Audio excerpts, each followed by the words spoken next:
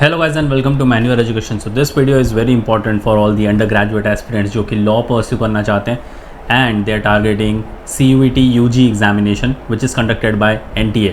तो आपको पता होगा कि CUET के थ्रू आप बहुत सारी यूनिवर्सिटी को टारगेट कर सकते हो, सच एज सेंट्रल यूनिवर्सिटी हो गई, आपकी कोई भी प्राइवेट यूनिवर्सिटी हो गई, स्टेट यूनिवर्सिटी हो गई या फिर डीम्ड यूनिवर्सिटी हो गई। ये 4 टाइप की यूनिवर्सिटीज़ को आप एक एग्जामिनेशन के थ्रू टारगेट कर सकते हो। तो इस वीडियो में हम समझेंगे CUET UG लॉ के बारे में कंप्लीट इन्फॉर्मेशन, सच एज उसका selection process, paper pattern, eligibility criteria और कौन से टॉप कॉलेजेस को आपको टारगेट करना चाहिए अगर आप इस एग्जामिनेशन के लिए प्रिपेयर कर रहे हो। तो ये वीडियो आपके लिए बहुत इंपॉर्टेंट है, आखिर तक बने रहना, शेयर कर देना अपने सारे फ्रेंड्स के साथ भी जो कि CUET UG लॉ के लिए प्रिपेयर कर रहे हैं। So let's get started.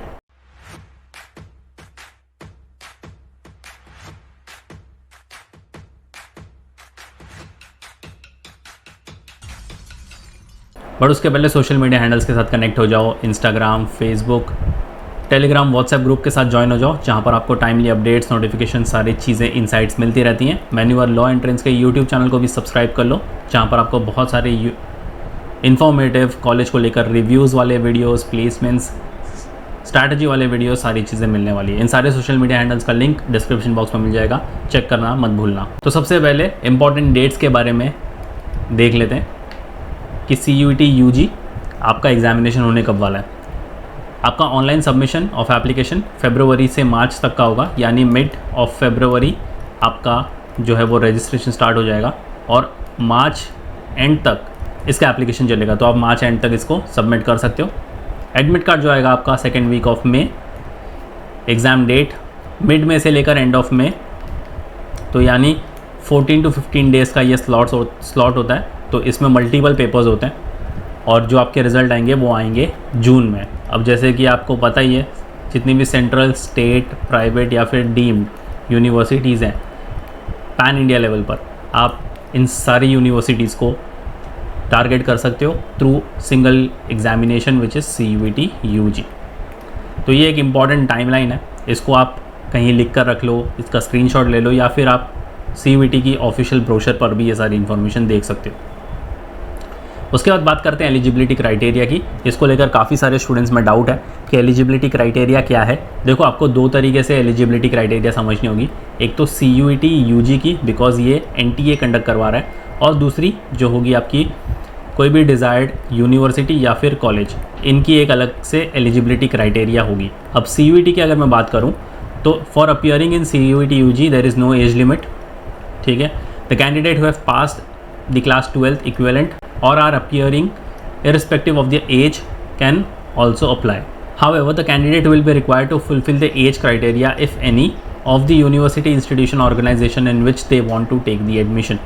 तो यहाँ पर इन्होंने तो साफ यहाँ पर मेंशन कर दिया है कि CUET UG में there is no age limit, आप कोई भी एज में इसका एग्ज़ाम लिख सकते हो। 12th में भी परसेंटेज के बारे में इन्होंने नहीं मेंशन किया हुआ है, सिर्फ यहाँ पर लिखा है कि आप 12th पास होने चाहिए या फिर अगर आप अपियरिंग हो तो भी आप लिख सकते हो। However you have to fulfil the age criteria. अगर कोई particular university, for example XYZ university या कॉलेज आपसे कह रहा है कि आपकी एज 25 के अंडर होनी चाहिए, तो ये आपको उस पर्टिकुलर कॉलेज के लिए फुलफिल करनी पड़ेगी क्राइटेरिया। सेम वे अगर कोई college again for example XYZ आपसे मांग रहा है 50% आपके होने चाहिए 12th में, तो आपको 50% वहाँ पर लेके आना चाहिए। तो यहाँ CUET को लेकर कोई भी एज सच एलिजिबिलिटी क्राइटेरिया नहीं, काफ़ी सिंपल है। अगर फिर भी आपको कोई डाउट नहीं हो रही है, you can write down in the comment section. अब बात करते हैं टेस्ट स्ट्रक्चर की। मोड ऑफ टेस्ट जो होगा आपका हाइब्रिड मोड में होता है, कंप्यूटर बेस्ड और पेपर एंड पेन बेस्ड में होता है। टेस्ट पैटर्न जो होगा आपका objective types with multiple choice questions होंगे, MCQ बेस्ड ही होगा। मीडियम आप इसको 13 लैंग्वेजेस में ऑप्ट कर सकते हो, Assamese, Bengali, English, Gujarati, Hindi, Kannada, Malayalam, Marathi, Punjabi, Odia, Tamil, Telugu and Urdu. तो ये 13 लैंग्वेजेस हैं जहाँ पर आप इस टेस्ट को अपीयर कर सकते हो। अगर सिलेबस की बात करूँ तो यहाँ पर अगेन 2 तरीके के सिलेबस आपको देखने को मिलते हैं। एक होगा लैंग्वेज सब्जेक्ट, एक होगा general test. Languages to be tested through reading comprehension based on different types of passages, factorial, literary and narrative, literary aptitude और वोकैबलरी। तो ये होंगे आपके लैंग्वेज सब्जेक्ट्स। अगर जनरल की मैं बात करूँ तो general knowledge, current affairs, general mental ability, quantitative reasoning जिसके अंदर simple application of basic mathematical concepts, arithmetic, algebra, geometry, mensuration, statistics, logical and analytical reasoning, ये सारे सिलेबस होने वाले हैं आपके जनरल टेस्ट में। इनको इन डिटेल भी समझेंगे इस वीडियो में। उसके बाद 40 out of 50 questions are to be attempted in all subjects including language. The duration of the test will be 45 minutes. तो अगर आप लैंग्वेजेस लिख रहे हो तो उसमें 50 में से आपको 40 क्वेश्चंस अटेम्प्ट करने पड़ेंगे और इसका जो टाइम लिमिट होगा वो होगा 45 minutes. Except in subjects like accountancy, economics, physics, chemistry, mathematics, applied mathematics, computer science, informatics, practices and general test, the duration of the test will be 60 minutes. तो यहाँ पर आपको 45 मिनट्स मिलते हैं और यहाँ पर आपको मिलते हैं 60 मिनट्स। अब समझते हैं डिटेल सिलेबस। तो सबसे पहले आपका कॉन्ट सेक्शन होगा। कॉन्ट्स में आपको कौन से टॉपिक पर काम करना चाहिए? Ratio and proportion, problems on ages, time and work, pipe and cistern, partnership, percentage, simple interest, compound interest, profit and loss, mixture and alligation. उसके बाद relative speed, time speed and distance, boat and stream, race, average, number system, simplification, height and distance, algebra, geometry, data interpretation, statistics, LCM, HCF, probability, permutation and combination, coordinate geometry. तो ये आपके can't का section हो गया। अब can't काफ़ी सारे लोगों का एक वीक सेक्शन होता है। उन्होंने लास्ट 10th में पढ़ा था या फिर 12th में भी पढ़ा हो, बट उतना कॉन्सेप्ट क्लियर नहीं है। तो सबसे पहले आपका जो बेसिक है उसको इंटैक्ट करो, सिंपल कैलकुलेशंस इंटैक्ट करो, जो कि आप चलते फिरते कैलकुलेशन कर लो। इतने हद तक आपको कैलकुलेशन पर काम करना पड़ेगा, तब जाकर ये सारे सेक्शंस आप अच्छे से एस कर पाओगे।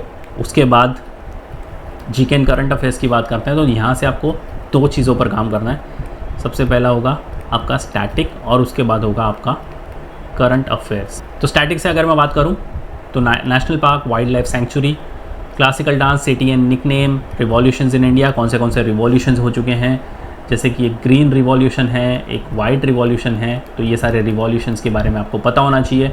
किसने ग्रीन रिवॉल्यूशन स्टार्ट किया, किसने वाइट रिवॉल्यूशन स्टार्ट किया, क्या इम्पैक्ट है, ये सारी चीज़ें आपको पता होनी चाहिए। इन्वेंशंस एंड डिस्कवरीज, कौन सी लेटेस्ट इन्वेंशंस हुई हैं या फिर हिस्टोरिकली जो बड़ी इन्वेंशंस हुई हैं वो सब आपको पता होना चाहिए। कौन सी सिटी से कौन से रिवर्स फ्लो करते हैं, कहाँ जाकर मीट होते हैं, वो सारी चीज़ें पता होनी चाहिए। River tributaries, books and authors, first in India, ये काफ़ी ज़्यादा स्पेशल केस हो जाता है फर्स्ट इन इंडिया की। इंडिया में सबसे पहले चीज़ कौन सी इन्वेंट की गई या कौन सी चीज़ पहले मिली गई, कौन से ऑथर थे फर्स्ट जो इंडिया से नॉमिनेट हुए हैं, जिनको किसी अवार्ड से ऑनर किया गया है। तो ये सारी चीज़ें आपको पता होनी चाहिए। Superlatives, diseases, battles in India, governments in India, country capital and currency, rank and indexes, constitution in India. तो ये स्टैटिक से आपको पढ़ना होगा। स्टैटिक आपका एग्ज़ाम होगा मई में, तो 1 साल का आपको स्टैटिक जीके पढ़ लेना होगा, यानी स्टार्टिंग फ्रॉम मई 2024 से अप्रैल 2025, इतना आप पढ़ लो, ये आपके एग्ज़ाम के लिए सफिशिएंट है।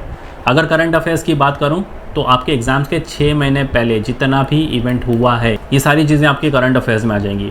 तो वहाँ पर आपको CEO and company, banks and headquarters, brand ambassadors, chief ministers and governors, cabinet ministers, budget and economic survey, unit and measurement, इन सारी चीज़ों पर काम करना है। ये बहुत ही वास्ट सेक्शन है और काफ़ी स्टूडेंट्स को ये समझ में नहीं आता कि वो कहाँ से पढ़े, कितना पढ़े। तो इतना अगर आप काम कर लेते हो काफ़ी हद तक आपकी प्रिपरेशंस अच्छी खासी हो जाएगी। उसके बाद है आपका reasoning, one of the most scoring section. अगर आप मैन्यूवर के स्टूडेंट हो तो यहाँ पर आपका काफ़ी अच्छा स्कोर आना गारंटीड है, बट IAS आपको उतनी मेहनत भी करनी पड़ेगी। तो यहाँ से आपको letter and symbol series, verbal reasoning, non verbal series, analogy, coding, decoding, judgement and reasoning, statement and conclusion, statement and argument, analytical reasoning, blood relation, direction test, mirrors and water image, classification, जैसे topics पर काम करना होगा। And last but not the least आपका legal studies. अब ये domain specific है, so you have to keep one thing in mind that there will be one question paper which will have 50 questions, out of which 40 questions need to be attempted। तो again आपको यहाँ पर 50 में से 40 questions compulsory attempt करने ही पड़ेंगे। तो यहाँ पर कुछ पार्ट्स में इन्होंने डिवाइड करके रखा है। सबसे पहले जुडिशरी से आपको ये सारे टॉपिक्स कवर करने पड़ेंगे, फिर आएगा आपका टॉपिक्स ऑफ लॉ, अगेन ये सारे आपको टॉपिक्स कवर करने पड़ेंगे। इसका आप स्क्रीनशॉट ले सकते हो या फिर आप CUET UG के ऑफिशियल ब्रोशर पर भी ये सारा सिलेबस देख सकते हो। फिर पार्ट 3 से आपको एट्रीब्यूशन ट्रिब्यूनल एडजंक्शन और अल्टरनेटिव डिस्प्यूट रेजोल्यूशन से ये सारे topics, fourth human rights in India से ये सारे टॉपिक्स पर आपको काम करना है।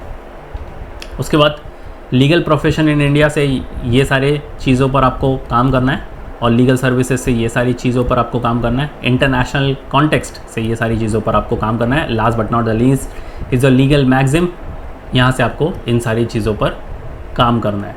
तो ये है आपका कंप्लीट डिटेल सिलेबस को लेकर अगर आपको कोई भी डाउट है you can write down in the comment section.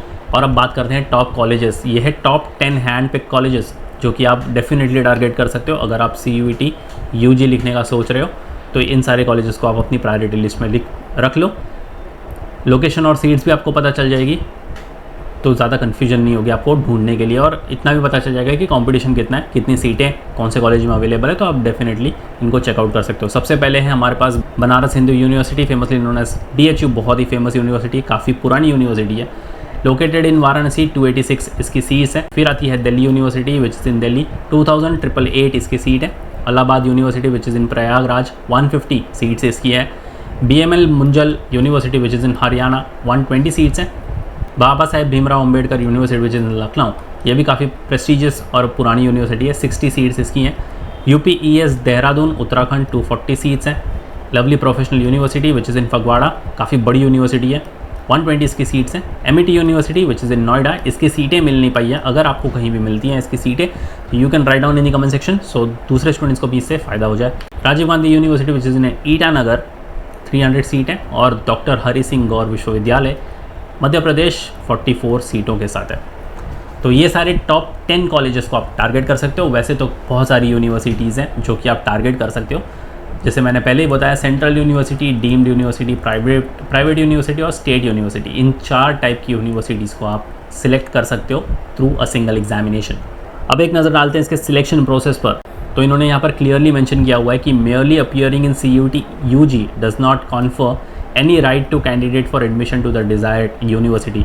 तो सिर्फ आपने CUET UG अपीयर कर लिया तो ये नहीं फिक्स हो जाएगा कि आपका एडमिशन हो ही गया कॉलेज में, आपको कॉलेज की एलिजिबिलिटी क्राइटेरिया को भी फुलफिल करना है। The selection and admission are subject to fulfilling the admission criteria, eligibility, rank in the merit list, verification of original documents and such other criteria as may be prescribed by the university. तो CUET UG को तो आपको ध्यान में रखना ही है, साथ ही साथ आपके डिज़ायर्ड कॉलेज या फिर यूनिवर्सिटी को भी आपको ध्यान में रखना है कि वो कौन से एलिजिबिलिटी क्राइटेरिया के पॉइंट्स आपके सामने रखते हैं, आपको उन सबको फुलफिल करना ही है। For all admission related procedures queries the candidates are advise to refer to the website of the applied university. तो यहाँ पर आपको CUET UG की वेबसाइट पर भी ध्यान रखना है और आपके डिज़ायर्ड कॉलेज के वेबसाइट पर भी ध्यान रखना है कि दोनों पर अगर कोई भी अपडेट आता है तो आप उससे वेल वर्स्ड हो। So yes guys, that was pretty much it for the video. जितने भी स्टूडेंट्स अपने प्रिपरेशन स्टार्ट कर चुके हैं, वेल एंड गुड। जितने भी स्टूडेंट्स हैं जिन्होंने अभी तक स्टार्ट नहीं किए हैं, थोड़े से दिलेमा में है कि अब स्टार्ट कर लें नहीं कर लें, तो it is better that you start right now, because अगर आप 12th अपीयरिंग हो तो आपको 12th के बोर्ड पर भी उतना टाइम देना पड़ेगा। And if you are someone who is looking to start the preparations, you are most welcome at Manyour. We have launch the batches के लिए अगर आप मुंबई में हो तो you can visit our centres, Vasai, Dadar, Andheri, Thane, Borivali. We have 5 centres in Mumbai. और अगर आप पुणे से बिलोंग करते हो तो आपके लिए एक बहुत अच्छी न्यूज़ है that we have come up with a centre in Pune. तो आप ऑफलाइन कोचिंग का भी यहाँ पर फ़ायदा उठा सकते हो। You can simply call a number 8484091632 and you can visit the centres. अगर आप मुंबई, पुणे, महाराष्ट्र से बिलोंग नहीं करते, still want to join us pan India level पर, you can contact a number 8828581454। Batches को लेकर सारी डिटेल्स आपको डिस्क्रिप्शन बॉक्स में मिल जाएगी, चेक करना मत भूलना। कोई भी डाउट इंक्वायरी है you can write down in the comment section.